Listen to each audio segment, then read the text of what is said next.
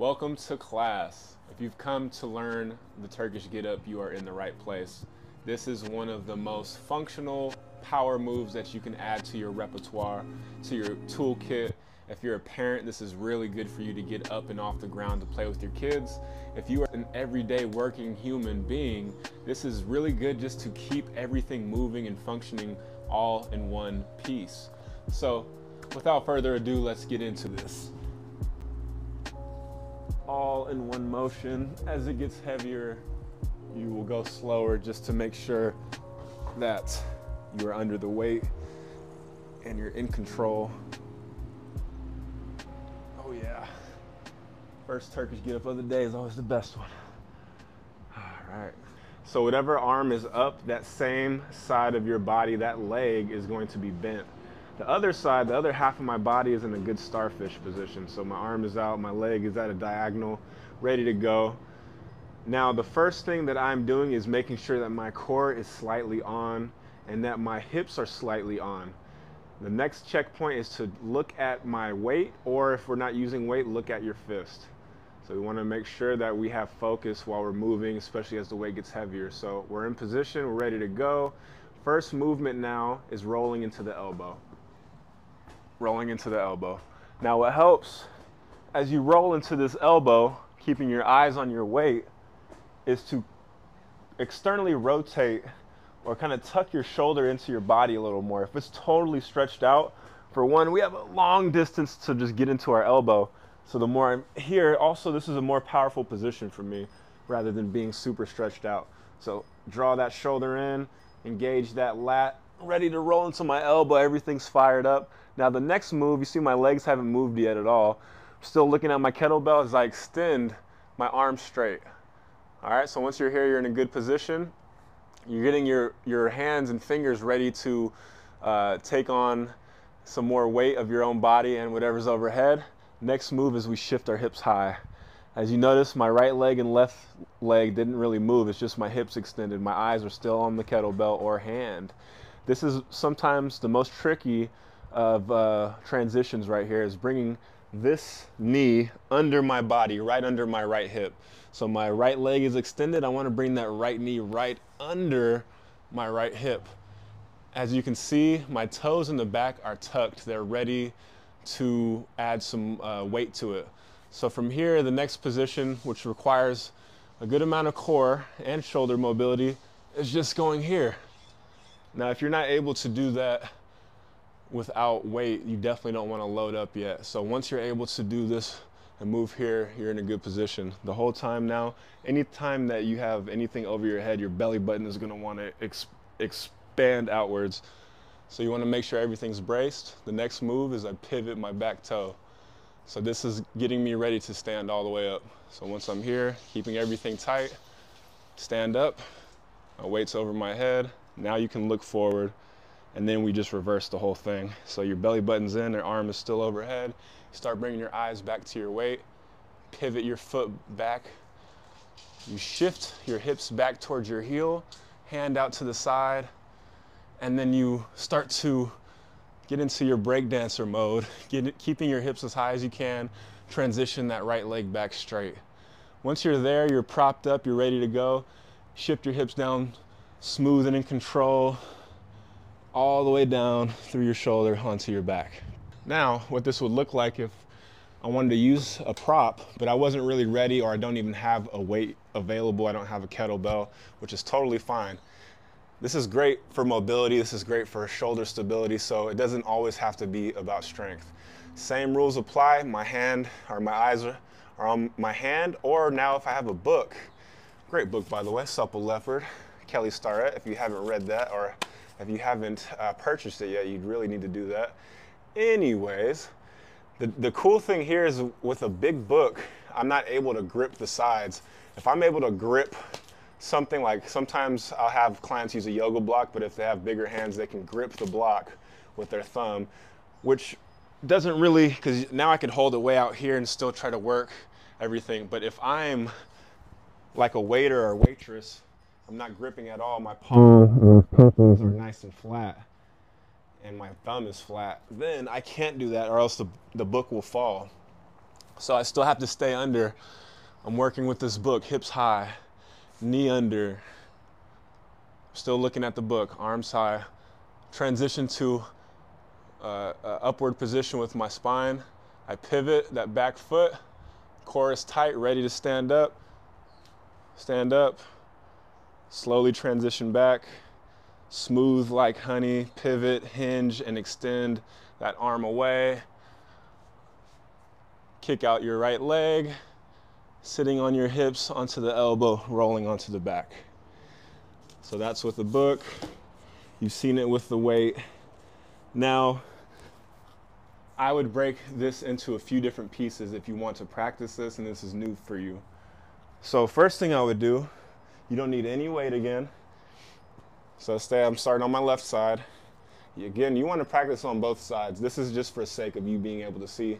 I'm just going to stay on my left side so you can see more of my movements, but this is the first move to practice. First move to practice. So you could rep this out 12 times on each side with or without weight, getting everything ready, checking to see if that knee wants to cave way the hell in. I was thinking, my mind was browsing all the cuss words I could say.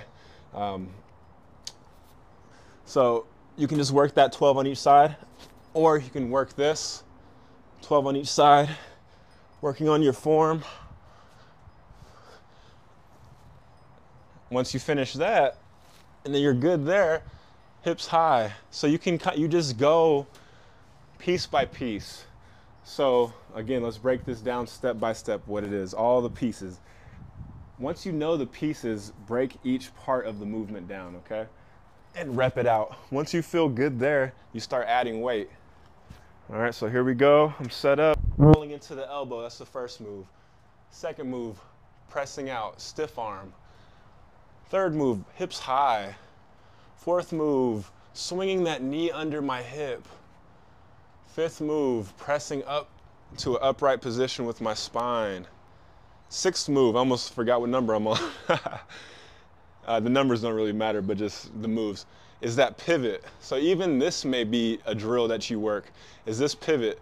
There are some people who teach it where you're moving here, but me personally, I like the subtlety of just staying in the same position and finding that pivot, working on that hip mobility. So I pivot back, I'm ready for that low lunge. The next part, I think this is 7, I can't remember, 7 or 8, is just this stand. This right here requires a certain amount of power. Until you are able to do this with control without losing everything just to stand up in terms of your core, use a stick, use something nearby that will help you, or a couch or a chair or a wall. And then you reverse the whole thing. Sometimes people are really, really good going up and then they go backwards, they go back down, everything falls apart. So think smooth and in control. As you get better with this, you'll be able to use heavier weight and still keep the reps low, working the heavy weight, going slow, taking your sweet time. Once you get good with the heavy, then you can also keep a lighter weight and do more of a flow to where it's not so slow. You can do it more for cardio and conditioning, where the speed is now and it's one continuous flow. I could just flow with it non-stop. Bang, bang, like a dance. Bang, bang. Feels good, hips, bang.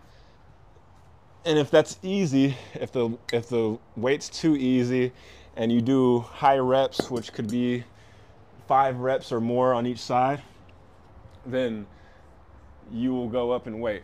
So if it's too easy, it's too light, and you're doing the high reps and it's still too easy, then just go heavier and heavier. But this is just a move that you'll be shocked with because you drill it, you practice it, you add it to everything else that you're doing.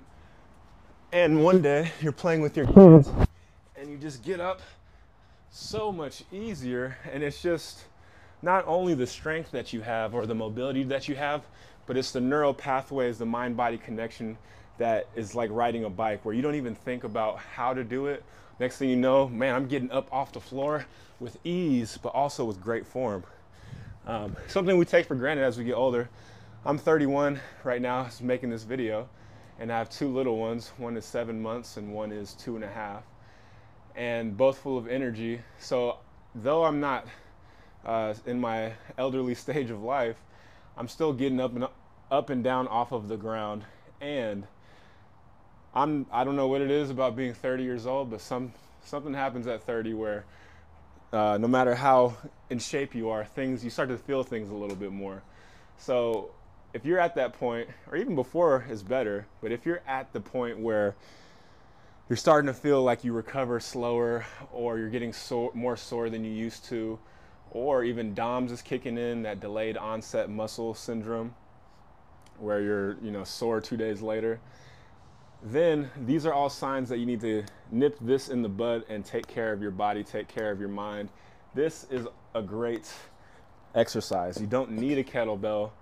Kettlebells are great and they're fun, but you don't need a kettlebell. So don't use that as an excuse. You don't need to get certified in Turkish Get Up, which would be great.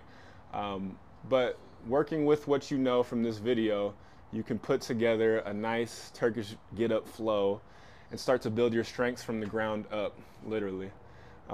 One more thing I'd like to add, one more additional benefit of the Turkish Get Up is when you are traveling, when you're short on time, when you're busy, but you want to work out, you want to get something in, a Turkish Get Up combines so many different things, so many different aspects of strength, mobility, stability, balance, coordination, breathing, and just concentration. It turns into a meditation while you're also exerting all of this good stress and giving your body and mind everything that it needs. So if you're short on time, this is a great and efficient exercise.